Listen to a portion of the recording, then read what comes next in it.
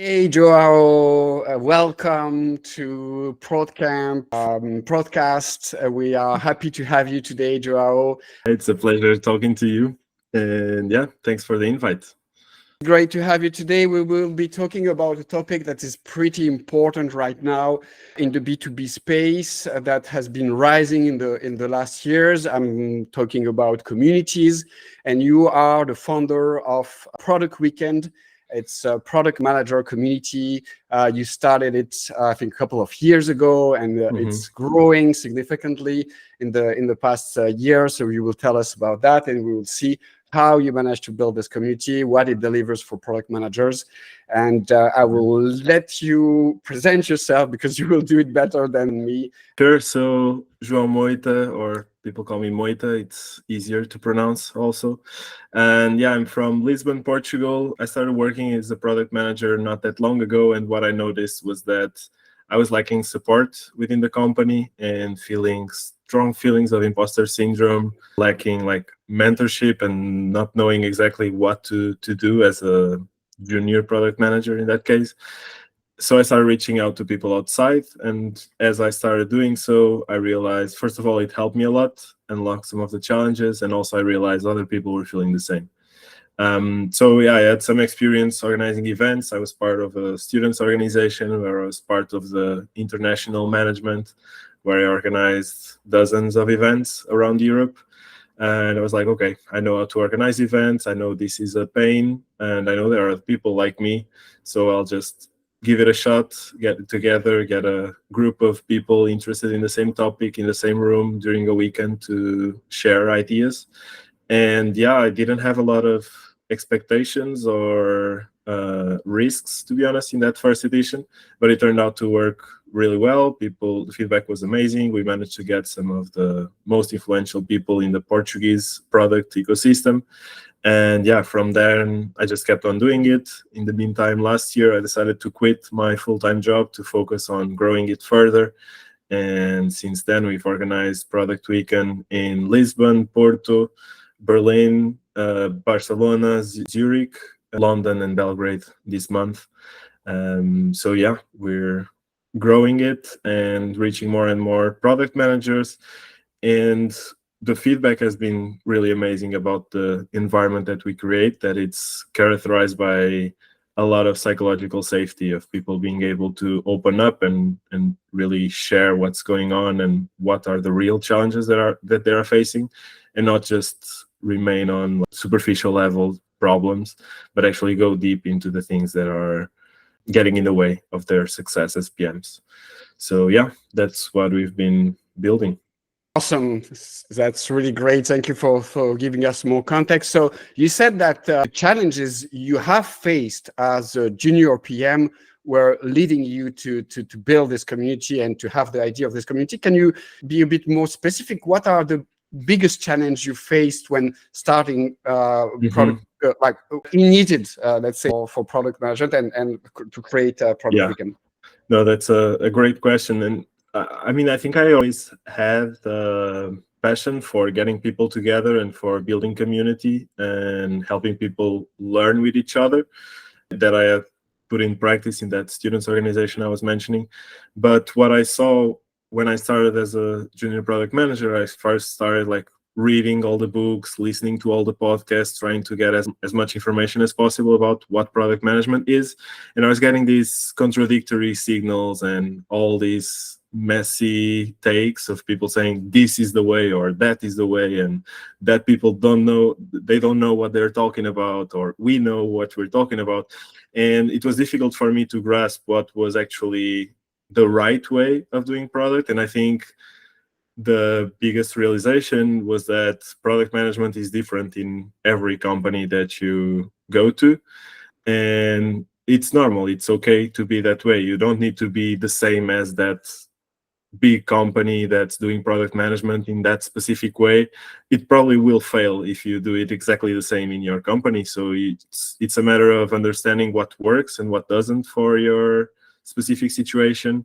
Have a lot of first principles thinking of like going back to basics and just using critical thinking to understand what's best, and then learning from people in other companies, the ways that they are doing, sharing these things, and also understanding that when you're feeling down or lost, it's also normal. Like building products, it's chaotic by nature, and you need to be comfortable in that type of environment, and you will see that other people also feel the same, and you're not alone, and it's normal. You'll go through it, and you'll eventually figure out the best way for your specific situation.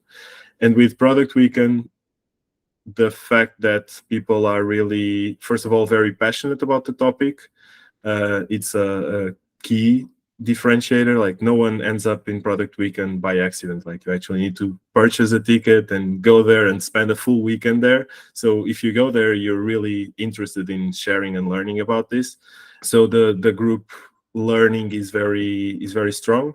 And I would say this feeling of imposter syndrome, not knowing what's right and what's wrong, and understanding what would be the best next step as a product manager in my company were the main challenges I was facing. And sharing and learning with others was the best way I had to unlock it. And that has been working for other people as well that have participated. Awesome. Product is definitely not about high-flying theories and more about learning grounded practices. And I love that you bring that up, because this is also one of the things we're trying to do with the new initiative we launched with ProdCamp about product ambulance. So it's exactly on the same logic, same idea of bringing people knowledge from in the context they are now. And I love it. Great. You managed from almost the very first event to get this instant traction because you pinpointed a real problem that you've met yourself. But maybe you've met also some difficulties, I guess, into spinning this up. So what are maybe the biggest challenges you faced when starting Product Weekend, and maybe how did you overcome them?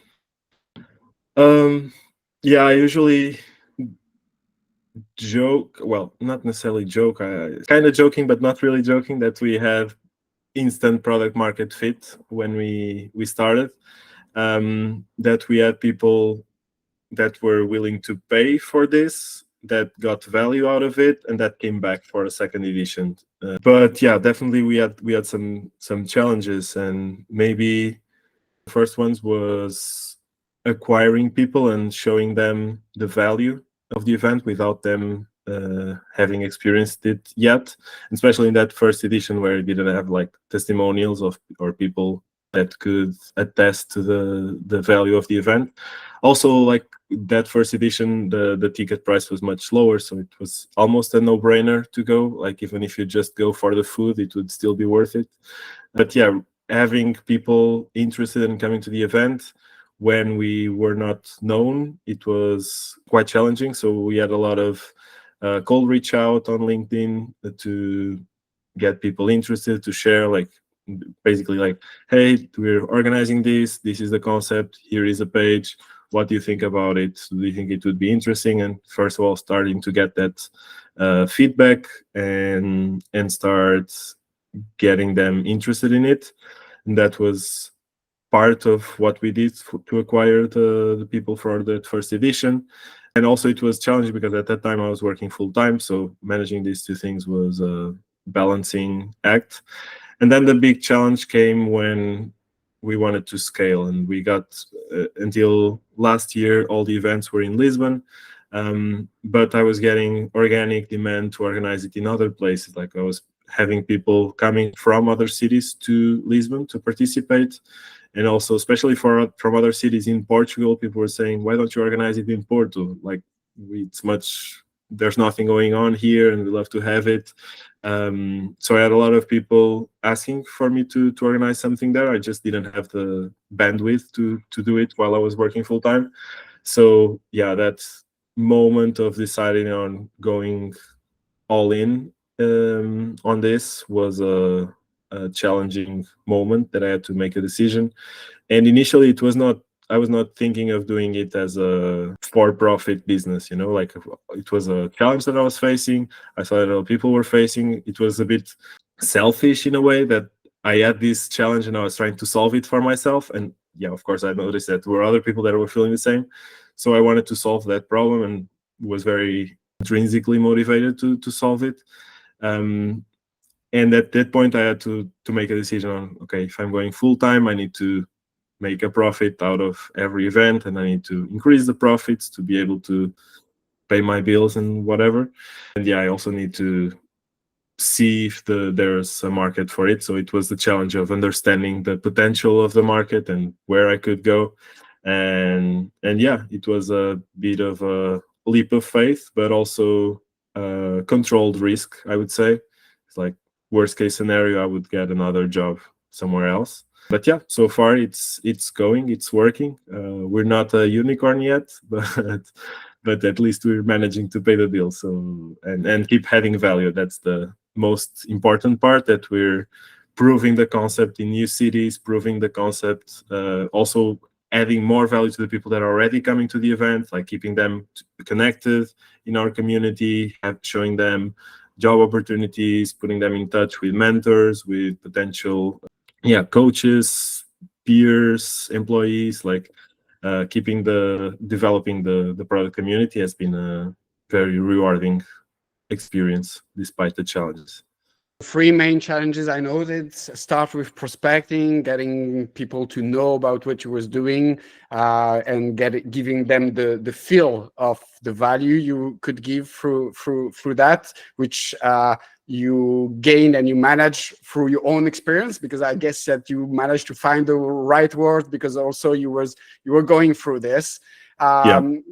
The next challenge was to scale and go outside of Lisbon, right? You were doing them at first there, and then moving outside of Lisbon and moving also outside of Portugal, because you said that recently now you're doing it across Europe, right? And exactly. The last one, go full time, or decide to go full time. Making the jump, right? That was a big challenge.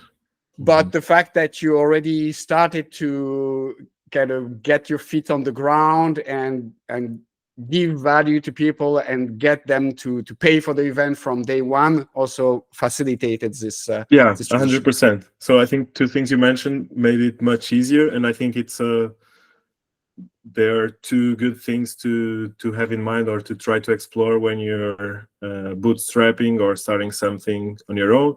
Is, first of all, I was solving a problem that I was feeling, so it was very easy for me to have the empathy for the user, for the people that were coming, even though obviously there's different segments and different specific needs of different people that we're still mapping out and learning about. But I managed to have a lot of empathy for the user.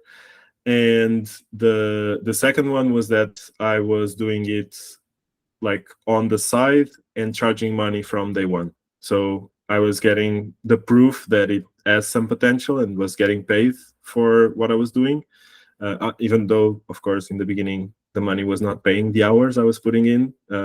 But still, I was getting something, and people were putting their money on the table to take part in it. So I had that validation that there was something there. And I was doing it while having a safety net of having a full-time job. And when I had enough signals, I was able to make the jump in a more comfortable way, let's say. Well, it's never comfortable, but it's always like a leap of faith. But I already had like that validation. So if you manage to get money from day one, and if you develop a lot of empathy for your user, I think those are key things to get something started. But then you manage to significantly lower the risk. So decision making, right? Exactly. You have opportunities and impact for the opportunities and level of risk that you can take. And here it was just a right balance between the impact you already had and the level of risk you could take. So love this approach. Really, a product approach to the product community right here, and to life in general. I think it's very important to use this product thinking in many areas of our lives. I agree. As soon as it's not high-flying theories, but grounded practices, it works. I definitely agree with this one. So you mentioned some of the challenges and some of the finally milestone you also had in the journey. Maybe can you share a few other milestones that have been particularly meaningful in the evolution of the Product Weekend community? Yeah, sure. So I would say one, maybe the main one, was the moment I decided to join with a co-founder. So Sergio, he is a friend for a long time. We worked together in that students organization as well, and we always had this idea that we would eventually build something together, but we didn't know what or when. But we always had that small thing on the back of our heads, and yeah, he had a retreats business that he was working on as a side thing as well. We started more or less at the same time as the Product Weekend, and we had an idea of building something together that was about teaching people how to create communities and organize events, which was something that we realized we were good at. So we decided to get together in the mountains next to Milan to discuss, and just the two of us in nature to brainstorm and kind of a retreat to try to come up with what we could build together. The conclusion, after some radical product thinking and some business model canvas and some other exercises, was that it was not really a viable thing, the idea that we had. So it was like, okay, this is not going to work, but we still have a day or two together, so we might as well just make it the most use of this time. So let's see how I can help your thing with the retreats and how you can help Product Weekend. And in the end, we realized that there was a lot of the need for retreats was also present in the Product Weekend community, especially for more senior leaders. And on his side, he was struggling to find like the specific niche where he would reach the people. So yeah, it made sense to join forces, and that's how we started the Product Weekend retreats. We did one edition last year. We'll have another one this year, later in October. So it's a retreat experience for product leaders like CPOs, head of product, that want to connect with a community of people in a similar position to learn together and level up their leadership skills, also with some training, some workshops. So that was one big milestone. The other one, I would say, organizing the first events outside of Lisbon and then outside of Portugal. I would say the first one outside of Portugal was even a bigger step, a bigger milestone, because we didn't have a lot of community there, and we had to build it from scratch. It was almost like organizing the very first edition once again. But yeah, it turned out to work really well, and we're quite happy about it. And then maybe I would highlight also having external hosts. I mean, not necessarily external in the sense of some random person, but someone not being me or my co-founder as the host of the event, which we did in the last edition in Porto. And we're going to do it again for the next edition in Berlin, that we're having people that they have participated in a few editions already, so they know what the event is all about, what the community is all about, and they are taking care of the emceeing of the event on the day. So yeah, that's also a big step to be able to scale it further. And yeah, we're quite excited and quite happy with the results of the test so far. Awesome. So 3 milestone here. I'm hearing finding your founder, who was also your old friend, organizing things outside of Portugal, especially not even outside of Lisbon, but outside of Portugal, felt like starting from scratch, he said. So that sounds really a really big challenge, and selecting external hosts also to be able to scale, and not that the organization of an event doesn't depend solely on you, on your co-founder, right? Yeah. Those were 3 big milestones, I'd say. Yeah.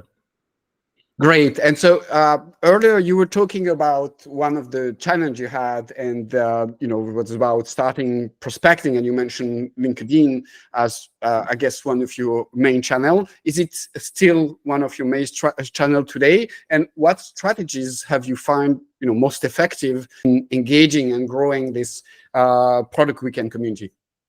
We've always been thinking and trying to promote these loops, like loops within the people that we have. So we have a lot of people, and it started mostly organically, and then we started to promote them proactively, like participants sharing on social media, speakers sharing, people talking about it with their friends. We still have a lot to do in that front, on like referrals and so on. It's something we're still working on. But yeah, that word of mouth and having people sharing about the event has always been a very important thing. I would say LinkedIn is still our main acquisition channel. Now we also have a newsletter that we use to give updates and also share special offers to our community. And until now, it has been 100% organic, so we didn't use yet paid advertising, but it's something that we are potentially considering. I feel like we also have the podcast, which we have a lot of very relevant guests in the product management space. And yeah, I mean, I feel like we have a lot of things that we are not leveraging 100% because we lack some marketing knowledge potentially. So yeah, if someone is hearing and is interested in product communities and knows about marketing and would like to share some ideas, I'd be happy to have a chat. But yeah, until now, I'd say LinkedIn is still the main platform, and we're using a lot of word of mouth and having people share about their experiences. And that's where our focus is making sure that people leave the event with a feeling of accomplishment and realization, and like, this was awesome, it's worth coming again, and I want people to also have the same opportunity. And yeah, it's actually something we were not expecting, that people come back for more editions. We've had people coming to like 5, 6, and even 7 editions already. So yeah, it's quite sticky, more than we anticipated. Right. That means you're providing also this recurring impact, almost like a recurring subscription product. So you might think about some sort of pricing tied to recurring subscription as well at some point, maybe.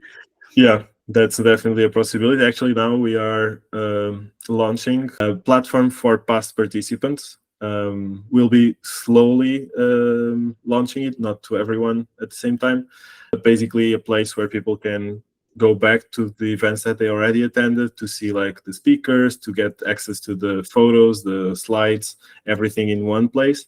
And also they can access the future events. So we want to build this space where people have everything in one centralized location, instead of being spread across like Slack and email and so on, having everything in one place that they can go back to and keep extracting value out of it. So yeah, that's where we're going, and hopefully building something also valuable and that you can potentially monetize to be able to make it a proper business, let's say. But yeah, the focus is being 100% on providing value to the community, and I think we're achieving that. Eventually, we also need to get money from the community as well. But yeah, so far we're basically exploring different options for now, seeing what delivers the most value, and trying to figure out what are the things that can really make a difference. And we want to still keep our events and offers accessible to people, being it from their own pocket or sponsored by their companies. We still want to make it accessible for people that are not working at the best product company, to still be able to take their product management career to the next level. So yeah, that's the focus is on delivering value. Regarding the most effective strategies you were mentioning, so getting back to it, loops promotion, so the participant sharing, speaker sharing, and about your events and how happy they were to be part of it. People also participate with their friends. A lot of word of mouth, newsletter and podcast. Plus relevant guests in the podcast makes sense, and nothing paid so far. And we got your message that if marketing specialist in that is good in community building will hear that, he can drop you a DM. You'll be happy for sure. One of the big sign of success or criteria for success was the fact that you are building physical events, local events, live events, right? So is this for you one of the thing that can explain the success of Product Weekend today? And how have your live events, podcasts, and other community activities maybe contributed to the growth of the community? In-person aspect of it, it's really critical. Also, in terms of timing, I think we had a good timing to start it. It was right after COVID, so everyone was dying to go to in-person events, and there was nothing happening because people were still unfortunately, a lot of the communities and events that existed ended up dying during COVID that didn't manage to keep up afterwards. So we came in to fill that void a little bit and have an opportunity for people to get together. And also the format that we have at Product Weekend, that, for instance, all the meals are at the venue. So people sit together, having a meal, keeping the conversations going. It's a big part of the event, having this familiar environment that you feel like almost you're with your friends having lunch or dinner. And that connection, it's really important to achieve that level of psychological safety that I was mentioning earlier, where you can really open up about the challenges that you have and not keep the conversation on superficial topics. I think it's a really important aspect of it. And then like the other initiatives, the other things that we're doing, I think they are nice add-ons to the community and to provide something in a way that's curated. Because I mean, to be honest, I don't think we're, in terms of the podcast or the blog that we have, it's not like the information is not out there already. The difficulty is that there's too much information out there. So what we provide to the community is knowing that we are already curating it in a way that it's relevant and that it covers enough different topics, and the people that we invite to talk and to share, they know what they're talking about. So people can have a curated set of information and knowledge available to them. So I think that's the value that we're providing. And yeah, I think we need, again, on the growth and marketing side of things, we still need to figure out how to scale and to grow the Product Weekend further. For now, I think we're very focused on providing value to the already existing community. So for now, the events are the biggest maybe entry door for new people, that they join the event, they see the vibe, they understand what we're all about, and then they keep listening to the podcast, they keep coming to more events and so on. But of course, there's potential also for this podcast, for this blog, whatever, to reach more and bigger audiences that we're still not fully leveraging. So yeah, it's something that we know that we need to work on. Talking about changes and evolutions, could you share maybe a significant learning experience, maybe where you utilized community feedback to shape the evolution of Product Weekend? You mentioned earlier the events outside of Lisbon, outside of Portugal. So I guess that was the first one, and we already touched on it. But maybe you have other examples of changes that was directly inspired by participant feedback. Yeah, that's been a big part of our organization since the beginning. Like since the very first edition, we had a pre-event form that we wanted to understand people's motivation and like logistic needs, of course. But after the event, we always have a feedback form that we take very seriously, and we analyze the results and try to take learnings for improvement. And some of the things came from there. Like, for instance, in the beginning, Product Weekend was 3 days. It was Friday, Saturday, and Sunday. And eventually we decided to cut Sunday because we got the feedback from some people that it was too much and they still wanted to have a day of weekend in the weekend. But then also, like, the other adjustments to the things that we're doing, like the number of sessions, the breaks, the type of food, all these things we've been iterating, like small iterations through feedback. And even like on LinkedIn, we also interact a lot. People keep giving ideas and sharing feedback that we always try to implement. So yeah, I think it's a key thing on any community that you're building, on any product. If you have a product, having the community can make it easier to have access to this feedback and to really understand, so that you can have a more in-depth conversation and not just like a number on a form, you know. That's great. Thank you for all this info and answers. So we discussed about finding ally, your first ally in the form of your co-founder and friend. Did you get any key partnership or support, maybe industry support, that has been pivotal for Product Weekend success, or did you manage to do everything on your own and without really having support from key partners? We've had several. I would say maybe one that's been really important, and we're still working together. It's André Marque from Productize. They organized a Productize conference here in Lisbon. We partnered last year for the Product Weekend retreat for the first edition we had. We're also partnering again this year. And throughout, he's been a speaker at our event. He's helped share, especially in the beginning where we didn't have the community, and he was sharing with his own community, with his own newsletter, helping us reach more people. So that's been a key one.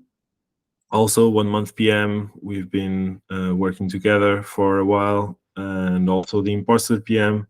These are all communities of product management in Portugal with different focuses.